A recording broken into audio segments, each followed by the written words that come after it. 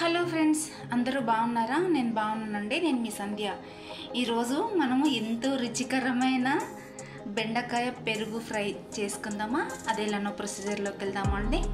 చాలా చాలా టేస్టీగా ఉంటుంది. అంటే నాన్ వెజిటేరియన్ వాళ్ళకి నాన్ వెజ్ లాగా ఫీల్ అవుతారు, వెజ్ వాళ్ళకి పన్నీర్ లాగా ఫీల్ అవుతారు. ఆ రెసిపీ చాలా బాగుంటుంది. ఒకసారి మీరు ట్రై చేయండి.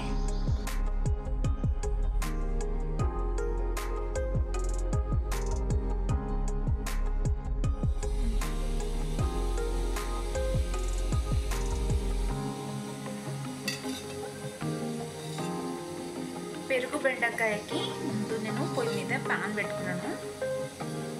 పొయ్యి మీద ప్యాన్ వేడెక్కింది. 3 స్పూన్స్ ఆయిల్ వేసుకున్నాను. 1/2 టీ స్పూన్ ఆవాలు, 1/2 టీ స్పూన్ జీలకర్ర, వెంటనే ఉల్లిపాయలు వేసుకున్నాం. Pan వేడెక్కడమే late. వేడెక్కిందంటే వంట మాత్రం ఫాస్ట్ వేసుకుంటుంది. అందుకని వెంటనే వేసుకుంటాం.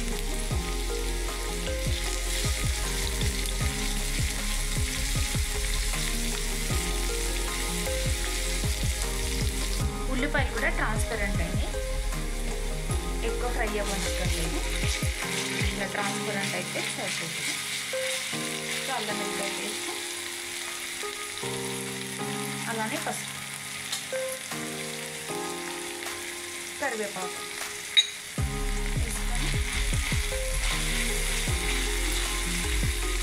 కొంచెం అటు ఇటు కలుపుకుందాం. కొంచెం అల్లం వెల్లిపాయ వేస్తే ఫ్రై అయ్యేలాగా. ఇప్పుడు నీట్గా కట్ చేసి పెట్టుకున్న బెండకాయలు వేసేసుకుందాం.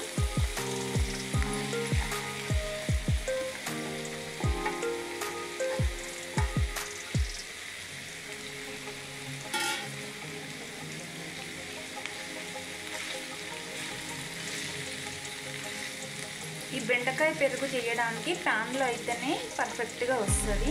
అంటే వెజిటేరియన్ వాళ్ళకి పన్నీర్ ఫ్లేవర్ ఫీల్ అవుతారు, నాన్ వెజిటేరియన్స్ వాళ్ళు అయితే ఎగ్ ఫీల్ అవుతారు. ఇందులో కారం వేసుకుందాం. కొంచెం స్పైసీ అవసరం ఉంటుంది. 1.5 టీ స్పూన్ వేసుకుందాం కారం. అలానే రుచికి సరిపడా సాల్ట్,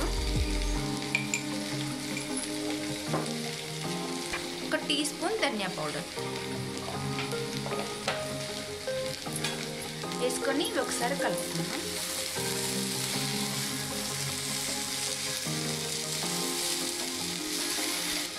ఇలా ఈవెన్గా కలుపుకొని ఇప్పుడు మనం కొంచెం గడ్డ పెరుగు, అంటే కొంచెం గడ్డ పెరుగు అయితేనేమో ఎక్కువ స్పాంజెస్ లాగా ఉంటాయి, కొంచెం లైట్ ఉంటేనేమో కొంచెం తక్కువ స్పాంజెస్ లాగా ఉంటుంది.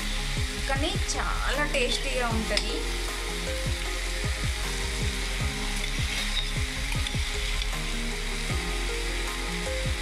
ఇలా ఒక్క దగ్గర కాకుండా అక్కడక్కడ వేసుకోవాలి.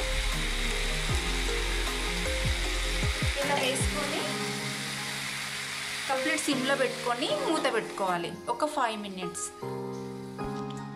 5 మినిట్స్ తర్వాత మొత్తం వాటర్ ఫామ్ అయిపోయి ఇట్లా మంచి దగ్గరికి ఇలా అయిపోతుంది థిక్గా. ఇలానే మూత తీసి ఒక 5 మినిట్స్ ఉంచేసుకుందాం. ఇది దగ్గరికి అయిపోయిన తర్వాత ఈ పెరుగు గట్టిగా అయిపోతుంది. అప్పుడు ఎగ్ లాగా అవుతుంది అన్నమాట.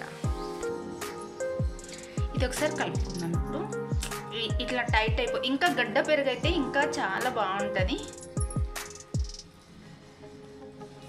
కొంచెం నిదానంగా కలుపుకోవాలి.